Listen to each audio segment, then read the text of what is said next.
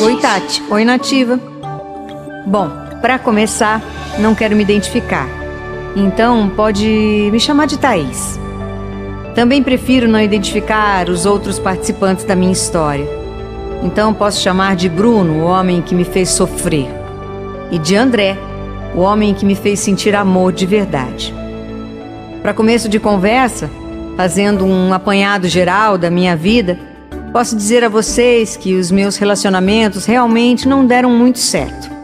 Tive 3 filhos, sendo cada um de um pai diferente.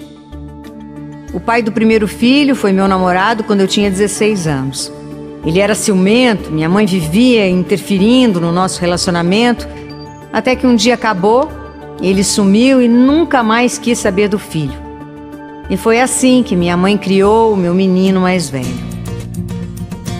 Quando conheci o pai da minha segunda filha, minha mãe também se intrometia. Então eu fui morar com ele. Com 2 meses que estávamos juntos, eu engravidei da minha segunda filha. E foi aí que eu comecei a ser fisicamente agredida pelo pai dela. Com o tempo eu me separei. Fiquei com a minha filha e voltei a morar com a minha mãe. Depois de um tempo, me envolvi com o pai da minha terceira filha. Eu estava com 22 anos e com essa idade, achava que sabia exatamente o que eu queria da minha vida. Só que quando a nossa filha estava para nascer, o pai dela saiu do emprego e nunca mais se acertou na vida. Eu era obrigada a ouvir todos os dias me jogarem na cara que eu estava com um vagabundo sem responsabilidade. Foi então que eu comecei a trabalhar para nos sustentar. Ele se tornou um homem absurdamente ciumento. Tudo era motivo para briga. E aí eu me cansei. Assim terminamos o nosso relacionamento. E mais uma vez, fiquei sozinha, cuidando dos meus filhos.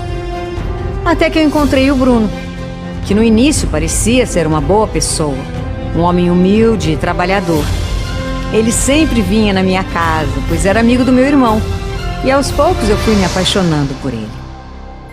Até que um dia, por coincidência, nos encontramos no ponto de ônibus, a caminho do trabalho. O ônibus tá demorando, né? Pois é, mas já passa. Começamos a nos ver todos os dias ali naquele ponto. E acabamos nos tornando amigos. Até que um dia, o Bruno me convidou para ir ao cinema. Eu aceitei e foi assim que começamos a namorar. Ele sempre me trazia presentes, me levava para passear. Mas com o tempo eu comecei a perceber que ele nunca fazia questão que os meus filhos participassem dos nossos passeios. Era como se eles simplesmente não existissem no nosso relacionamento.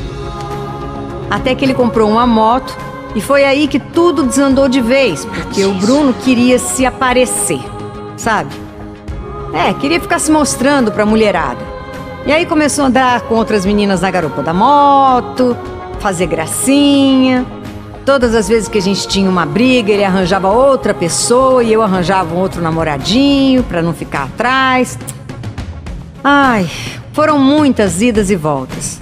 Até que chegou um tempo em que o Bruno começou a me deixar de lado. O Bruno, é impressão minha ou você tá me deixando de escanteio mesmo pra ficar com seus amigos? Ah, Thaís, jura que você tá me perguntando isso? A gente não faz mais nada juntos. Você não é exclusiva, não. Eu jamais deixaria uma amizade por sua causa. Eu me sentia tão humilhada.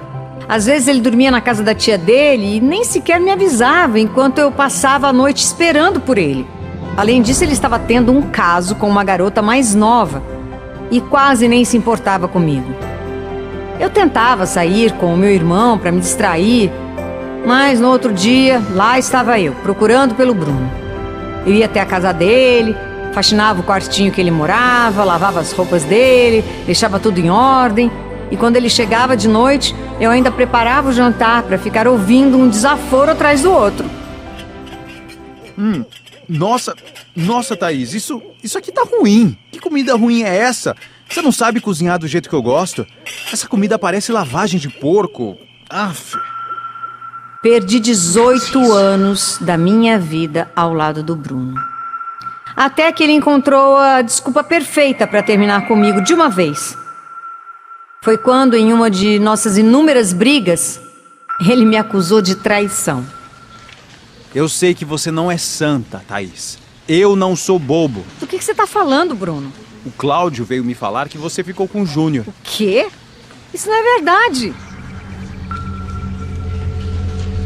É claro que o Bruno não acreditou. Afinal, ele só queria uma chance de terminar comigo, uma desculpa.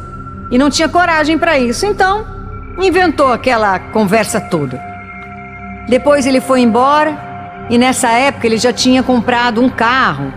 E ele nunca me levava pra dar uma volta com ele. Enfim, ficamos uma semana sem nos ver. Eu ligava, perguntava se ele tinha outra pessoa, mas ele sempre negava.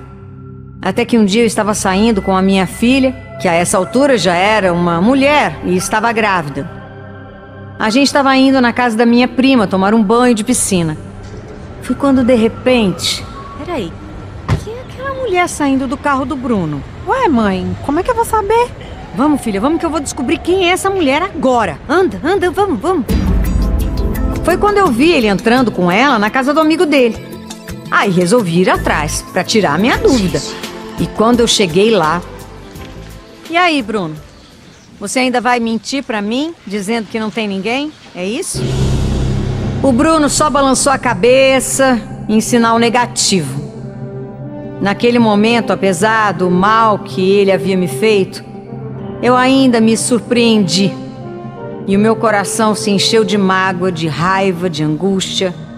Sei lá mais do que. Eu fui embora para casa da minha prima. Tentei me divertir, mas o meu pensamento estava ali, naquele ingrato, que não merecia o meu sofrimento. À noite, quando cheguei em casa, ele me mandou uma mensagem com a carinha triste, mas eu respondi pedindo para ele me esquecer. E foi o fim dessa história. Pelo menos da minha história com ele. Como eu estava sofrendo com tudo aquilo, eu só pedi a Deus, ajoelhada no chão, fazendo uma oração que me livrasse daquele sentimento. Oh, meu Deus, tira esse homem da minha vida, do meu coração, da minha mente. Eu quero um livramento desse sentimento, eu não aguento mais. Eu não mereço mais sofrer pelo Bruno.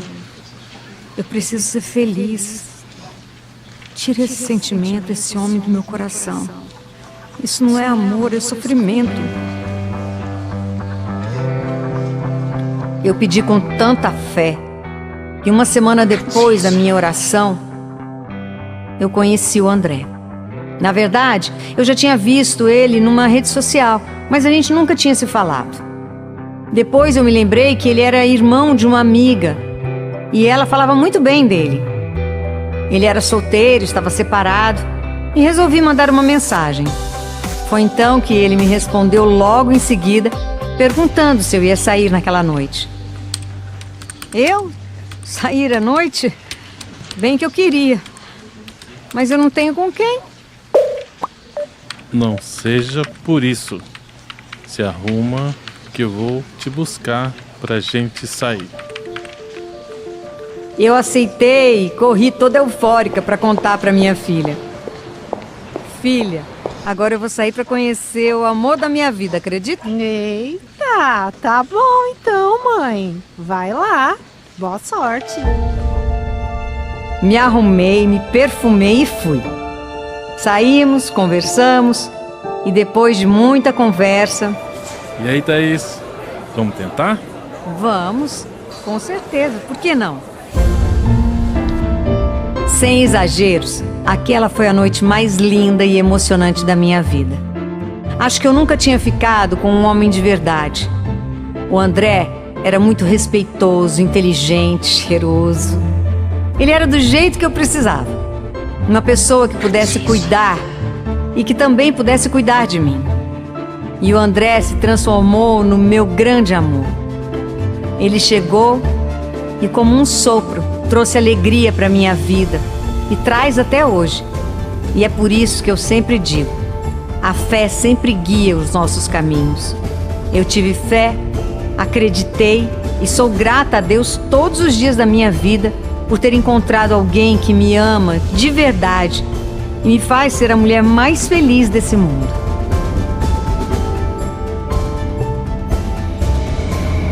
Aconteceu comigo.